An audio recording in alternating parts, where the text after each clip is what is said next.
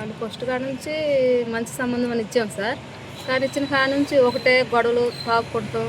అటు అత్తగారు, మామగారు, అటు ఆడపడుచు భర్త కానీ ముగ్గురు ఏది పడితే అది మాట్లాడతాం. వస్తూ ఉంటాం, మేము సరి చేసి చెప్పటం, కాపురం చేసుకోవాలని మా నాన్నగారు వెళ్ళండి అమ్మ ఎక్కడో వాళ్ళు అక్కడ ఉండాలని చెప్పి మేము సరి చేసి పంపినా ఉండే కొంత పెరిగింది. కానీ తగదా వాళ్ళ సమస్య మాత్రం తీరలేదు సార్.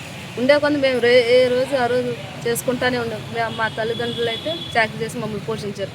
మంచి కాపురాలు చేయాలని ఎవరైనా అనుకుంటారు. కానీ వీళ్ళు తాగి తందనాలు చేసి ఇక ఇంట్లో ఎవరికన్నా ఉన్న వాళ్ళందరికీ ఉండే ప్రాబ్రాలు అలాంటిది మా అక్కని వీళ్ళు అత్తగాని కానీ వాళ్ళ ఆడపడుచు కానీ అన్నీ ఉండి చేశారు ఆ పని. నైట్ గొడవ తగాదవుతే తెల్లారి గట్ట మాకు అసలు ఫోన్ చేసి ఇంత గొడవ అవుతుందంటే తెలియదు.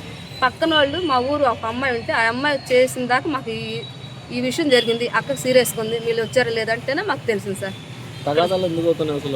వాళ్ళిద్దరికి తగాదాలు చిన్న పని విషయాలు పెద్ద విషయాలు కూడా పనికి వెళ్ళినా కానీ ఒకటే తాగటం, విపరీతమైన తాగుడు తాగుతాడు. అది అడిగింది అనుకో ఈ డోక్రా, అందులో డోక్రా తీసుకుంది. ఆ డోక్రా 2 లక్షలు తీసుకుంది అక్క. ఆ 2 లక్షలు కూడా మక్కే కట్టుకుంటుంది.